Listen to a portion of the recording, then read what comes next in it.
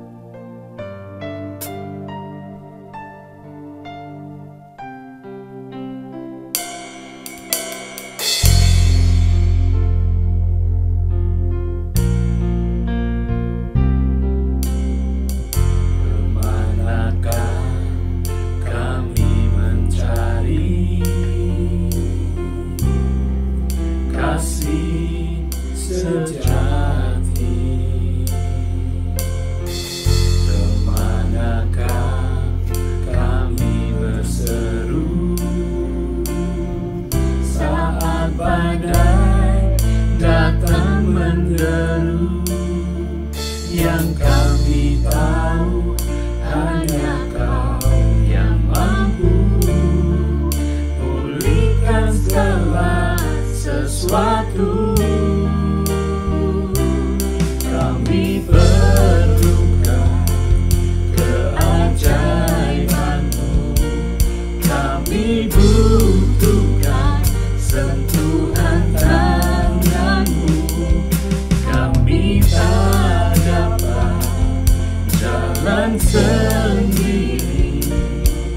Kami perlu Kau, Tuhan.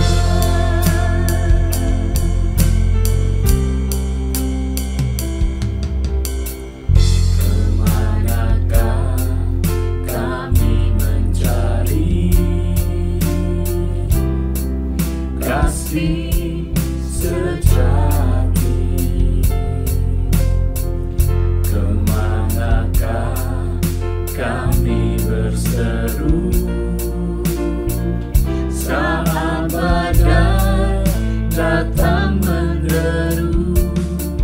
Yang kami tahu hanya Kau yang mampu pulihkan segala sesuatu. Kami perlukan keajaiban-Mu. Kami butuhkan sentuhan tangan-Mu. Kami tak dapat jalan sendiri.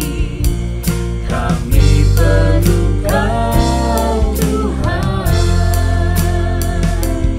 Kami perlukan keajaiban-Mu. Kami butuhkan sentuhan tangan-Mu. Kami tak dapat jalan sendiri. Kami perlu Kau, Tuhan. Kami perlu Kau, Tuhan. Kami perlu Kau, Tuhan.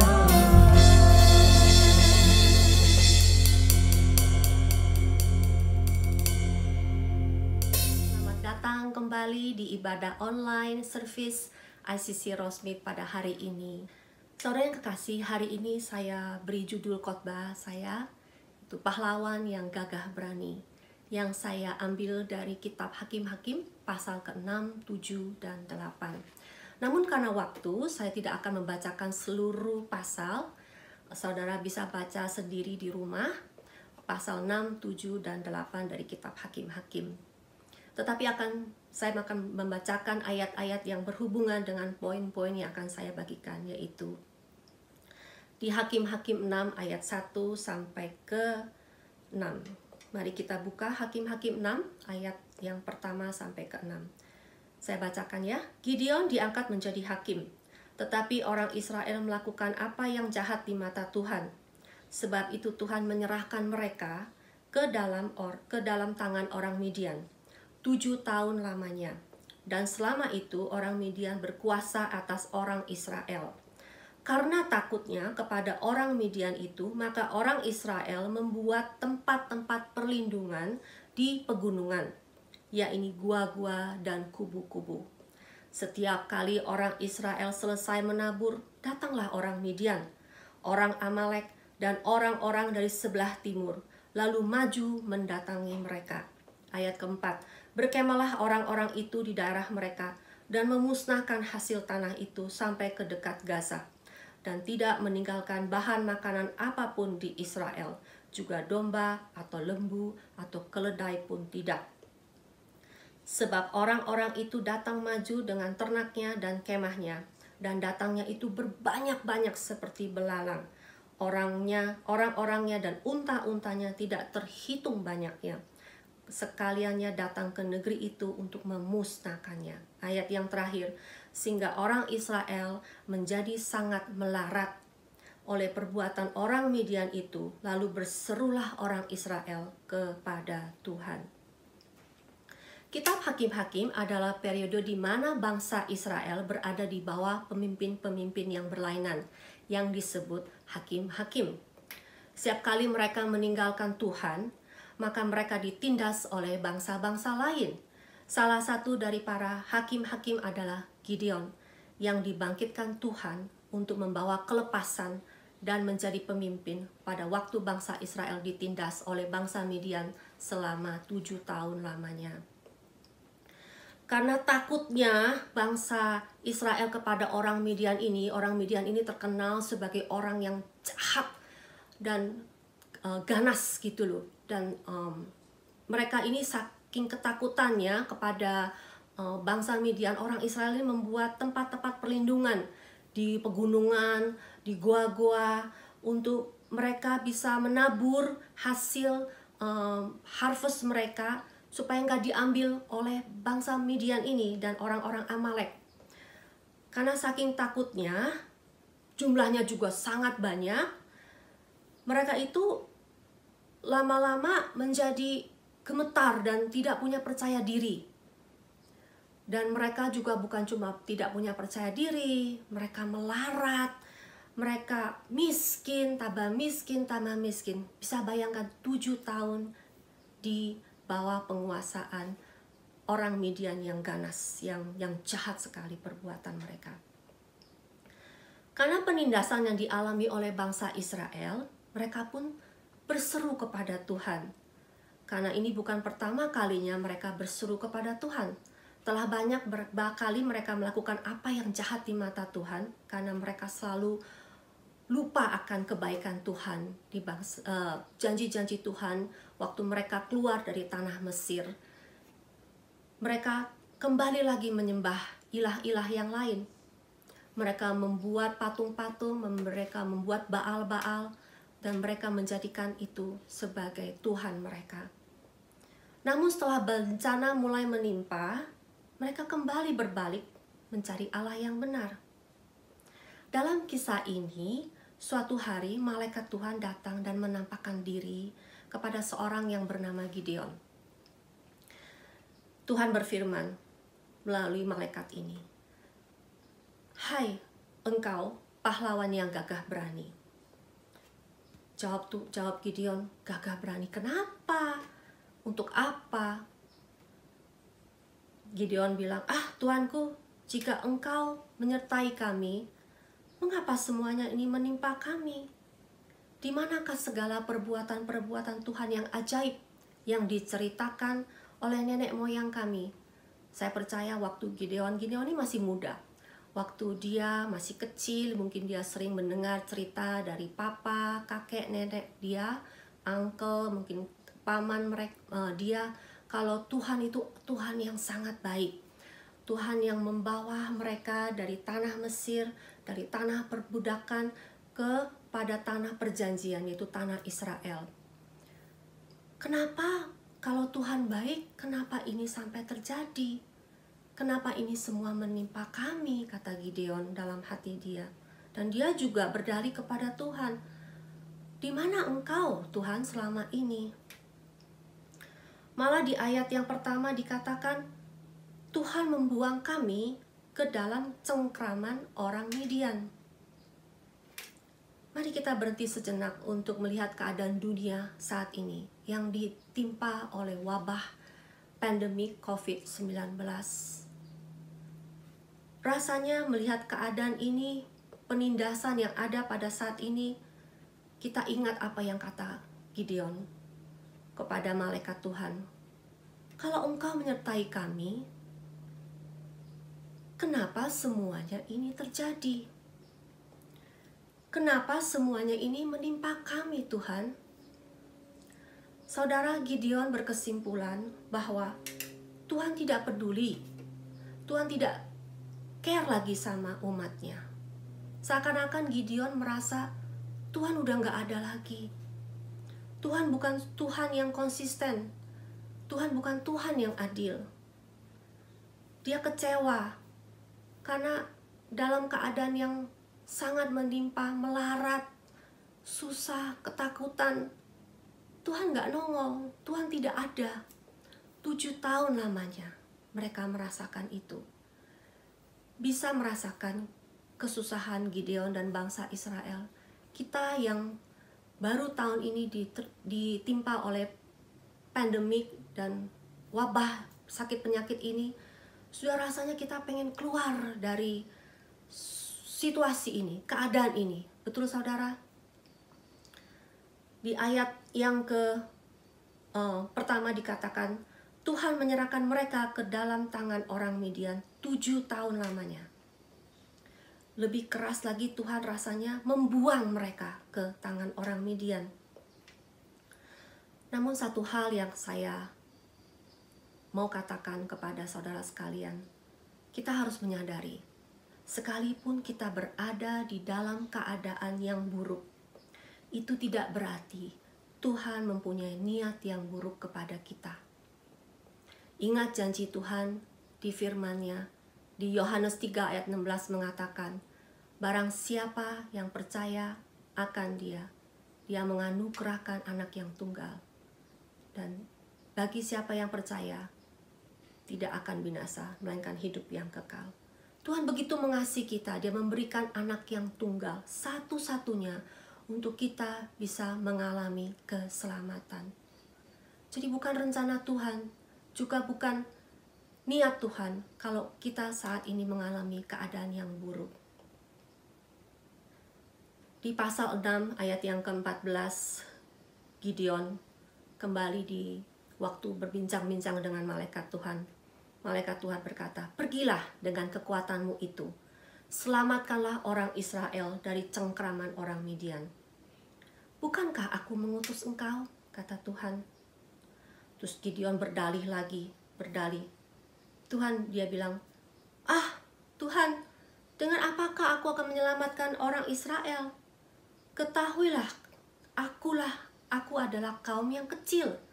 Aku nih anak muda, aku nih orang miskin, aku cuma seorang anak petani. Dia berdalih dan dia rasanya gak mau menerima misi dari Tuhan itu. Saya tersenyum dan geli sendiri, kenapa Gideon masih mengingatkan Tuhan, siapakah dia? Bukankah Tuhan lebih tahu diri kita daripada kita mengetahui diri kita sendiri? Tapi ujung-ujungnya sebenarnya itu Gideon tidak mau menerima misi dari Tuhan ini. Kita lupa sometimes kalau kita ini adalah anak-anak Tuhan yang telah diberi oleh darah Yesus yang mahal. Kita ini punya hak dan kita punya kuasa yang luar biasa. Ayat yang ke-16 dari pasal ke-6, kalau kita perhatikan, Tuhan tidak menjawab pertanyaan Gideon, kenapa dia yang dipilih? Tetapi Tuhan menjawab demikian, tetapi akulah yang akan menyertai engkau dan memukul kalah orang Midian itu sampai habis. Wow, luar biasa. Tuhan bisa melihat jauh sebelum kita melihat jauh apa yang Tuhan kehendaki di dalam hidup kita. Singkat cerita, Tuhan mempersiapkan Gideon yang cuma seorang petani melakukan pekerjaan Tuhan ini. Dia mempersiapkan, Gideon mulai mempersiapkan dan memanggil orang rakyat Israel untuk bersama-sama dia menepung orang-orang Midian, bangsa Midian. Gideon telah mengumpulkan kira-kira kurang lebih 32.000 orang. Dia kumpulkan, dia kasih tahu kalau Tuhan bicara kepada dia. Tapi you know what? Tuhan bilang apa? Terlalu banyak. 32.000 orang itu terlalu banyak. Tapi orang Israel ini gak salah Tuhan.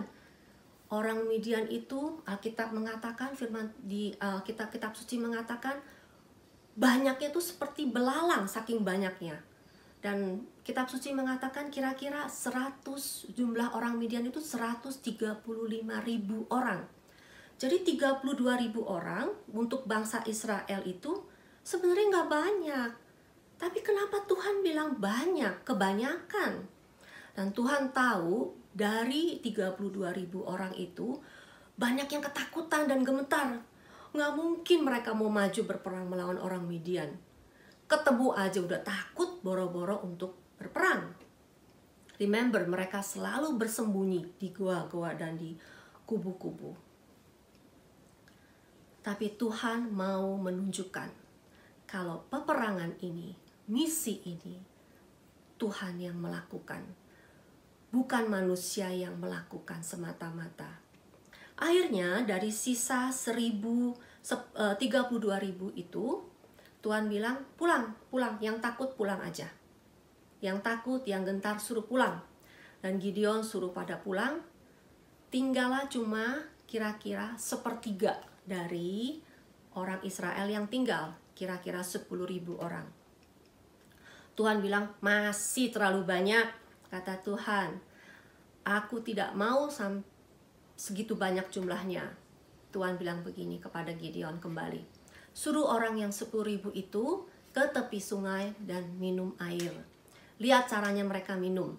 Kalau mereka minum pakai telapak tangan mereka, minumnya begini, itulah mereka yang siap untuk berperang. Tapi kalau mereka minumnya langsung, mulut mereka nyentuh ke air, tanpa lihat kiri, tanpa lihat kanan, tanpa sadar akan sekeliling mereka, suruh saja mereka pulang, karena mereka tidak siap untuk berperang. Tahu nggak saudara, 9.700 orang kira-kira itu disuruh pulang sama Gideon. Karena hanya 300 orang yang minum dan pakai telapak tangan mereka untuk mengambil air.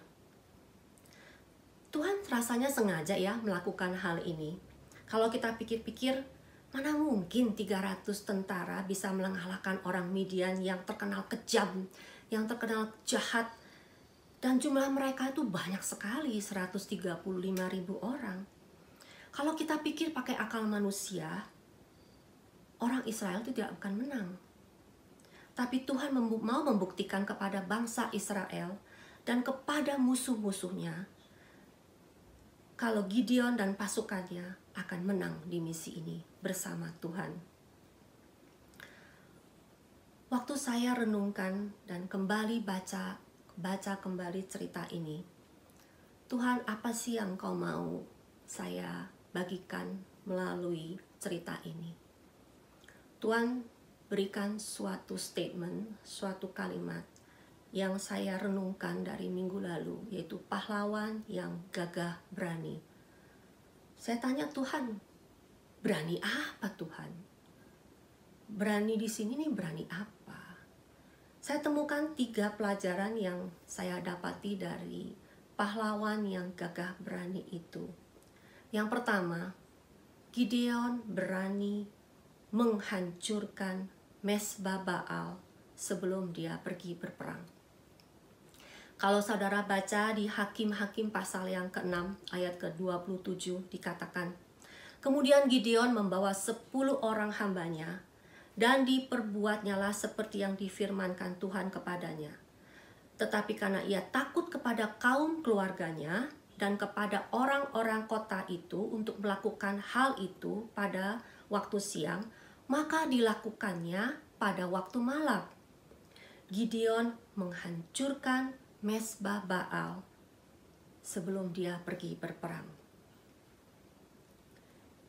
Saya teringat waktu saya datang ke Los Angeles untuk kuliah. Saya waktu itu diberi sama orang tua saya dari kelenteng dan juga kalung dari kelenteng.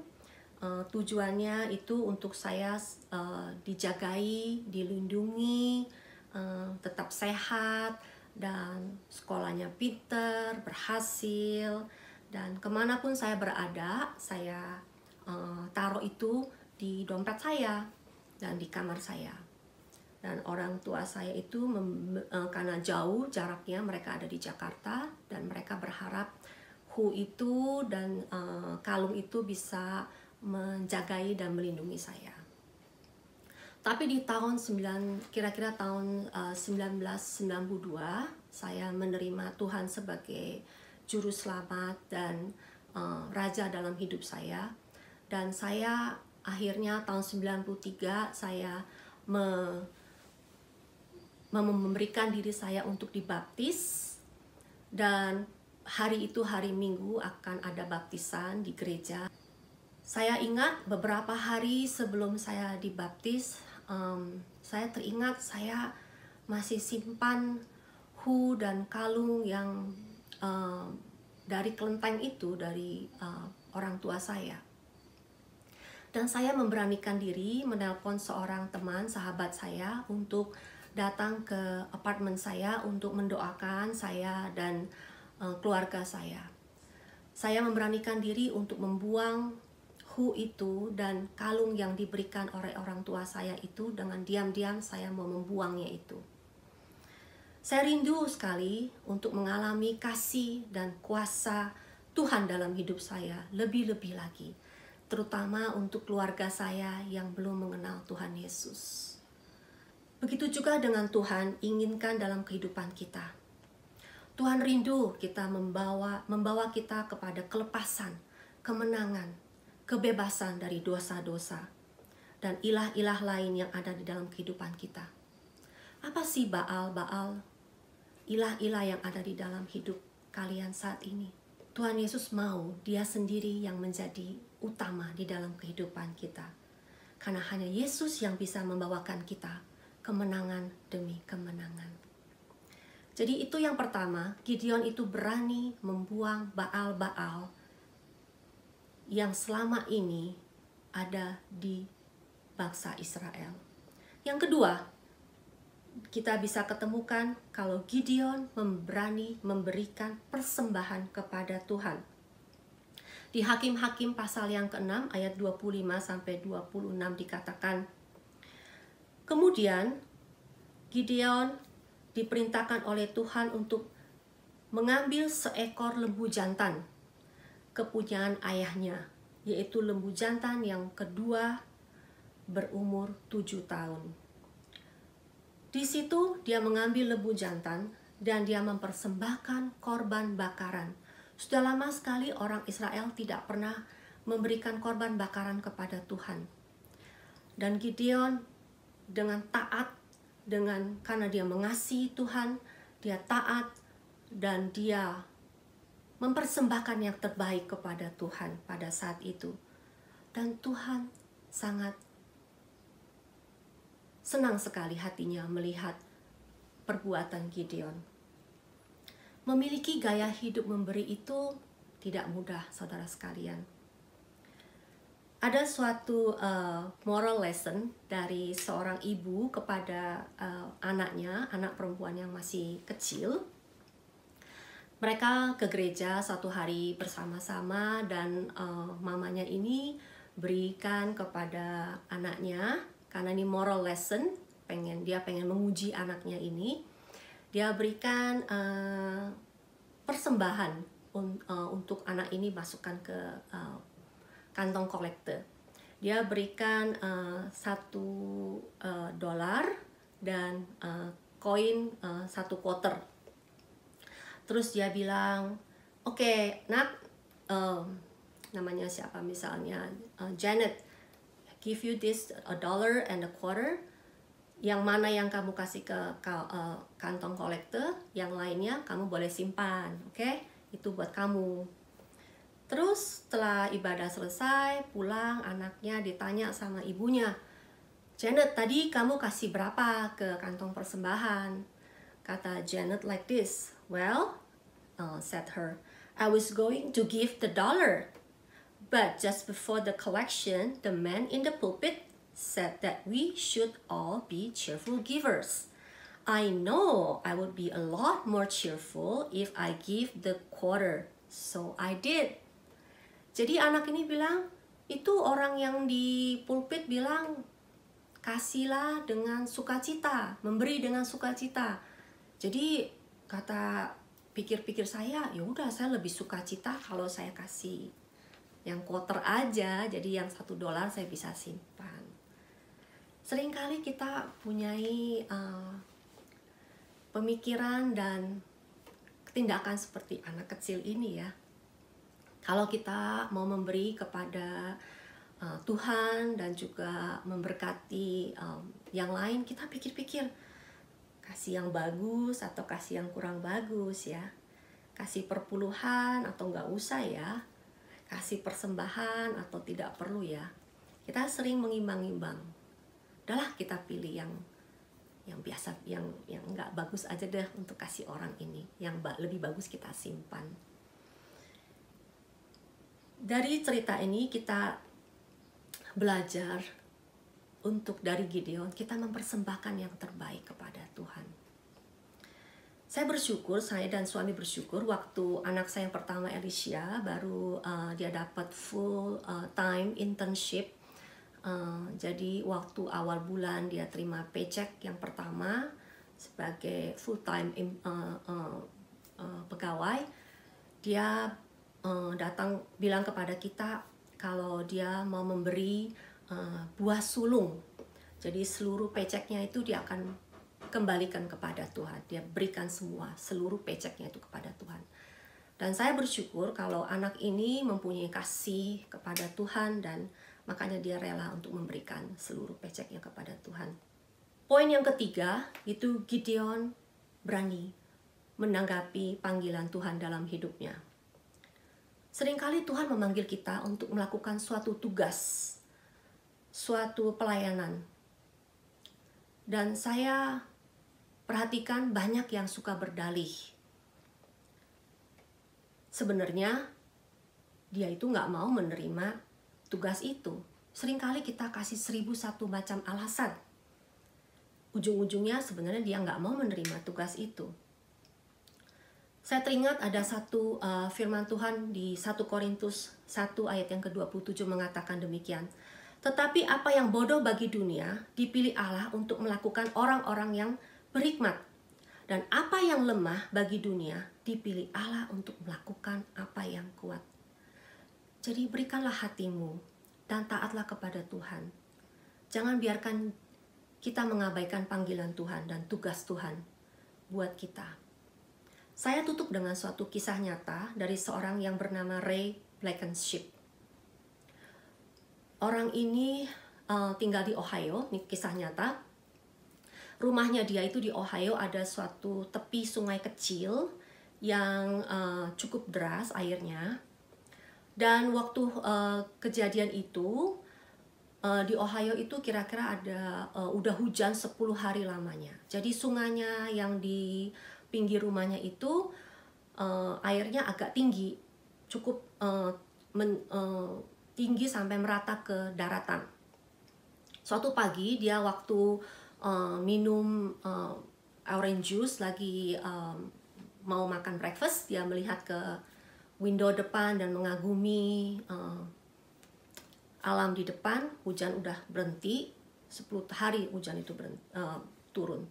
Waktu dia lihat ke depan, tiba-tiba dia lihat tetangganya yang punya 2 anak perempuan. Yang paling kecil itu kalau nggak salah namanya Jessica. Dia lihat Jessica itu waktu Jessica umur 2 tahun, dia lihat si Jessica tau-taunya ngalir gitu loh di arus sungai itu.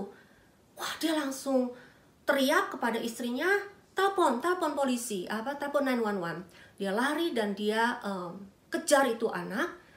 Dia cemplung ke sungai itu, dia tangkap itu, dia coba untuk kejar itu anak dan akhirnya dia berhasil dan tangkap itu anak. Karena airnya arusnya cukup kuat, dia cukup susah juga mencari-cari pegangan. Dan pada akhirnya beberapa detik kemudian dia dapat satu karang gitu, kayak batu gitu, dia pegang itu. Dan dia satu tangan lagi pegang anaknya ini, Jessica ini, tetangganya yang baru berumur 2 tahun. Waktu dia pegang itu, dia berharap-harap pertolongan cepat datang karena dia bilang istrinya untuk panggil 911. Setelah beberapa saat kemudian fire department, polisi itu datang, rescue came finally. Dan mereka menolong mereka dan mereka dibawa ke rumah sakit. Puji Tuhan ya, mereka berdua hidup dan survive. Setelah beberapa tahun kemudian, Ray Blankenship ini diberikan suatu piagam dari pemerintah military, yaitu di Award with the Coast Guard Silver Life Savings Medal. Setelah award itu diterima dan banyak sekali diwawancarai oleh wartawan-wartawan, kenapa sih kok kamu berani gimana caranya kamu kok berani save ini anak? Saya juga nggak tahu, saya ini nggak bisa berenang. Waktu wartawan ini mendengar orang ini orang yang tidak pandai berenang, tapi masih memberikan hidupnya dan bersedia untuk menolong anak kecil ini. Saya mau akhiri dengan perkataan ini. Biarlah kita menyadari bahwa sebenarnya kita adalah pahlawan-pahlawan di dalam Kristus. Jadikanlah hidup saudara berarti dengan memiliki kesediaan untuk selalu siap melayani Tuhan dan berani memberikan segala sesuatu untuk kemuliaan Tuhan. Mari kita berdoa. Bapa di surga, terima kasih untuk firman-Mu. Pada pagi hari ini kami semua bisa belajar sedikit dari Gideon Tuhan yang berani memberikan dan meresponi panggilan-Mu Tuhan di dalam hidupnya. Jadikanlah kami pahlawan-pahlawan yang gagah dan berani Tuhan di generasi kami pada saat ini Tuhan. Terima kasih Bapa, kami mengucap syukur untuk firman-Mu yang telah Engkau taburkan di hati kami masing-masing. Biarlah firman ini menjadi firman yang mengubah hidup kami dan membebaskan kami dari setiap pikiran-pikiran yang tidak berasal dari Engkau. Terima kasih Bapa, hanya dalam nama Tuhan Yesus kami mengucap syukur dan berdoa. Amin. Tuhan Yesus memberkati. Happy Sunday.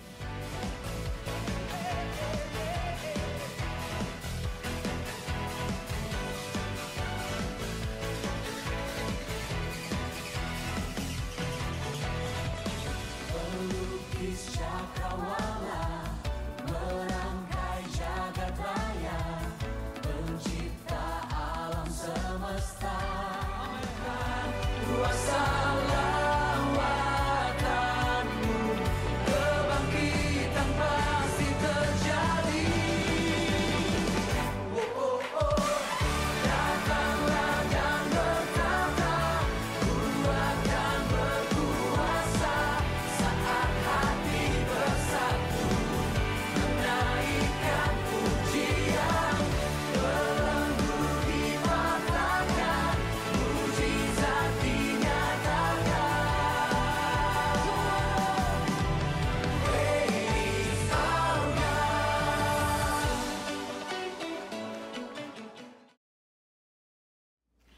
Puji Tuhan, saudaraku yang kekasih, saya percaya sudah diberkati oleh firman Tuhan pada pagi hari ini untuk terus mengikut Tuhan di tengah-tengah kesulitan saat ini tanpa pantang menyerah. Tuhan yang memanggil kita adalah setia. Mari kita tutup online service kita, ibadah kita online pada hari ini di dalam doa. Tuhan Yesus, terima kasih. Hamba berdoa untuk setiap anak-anak-Mu yang mendengarkan firman-Mu hari ini. Biar firman-Mu jatuh di tanah yang subur dan berbuah 100 kali lipat. Hidup kami semakin diberkati dan dipakai oleh Tuhan untuk menjadi berkat di tengah-tengah kesulitan saat ini sekalipun.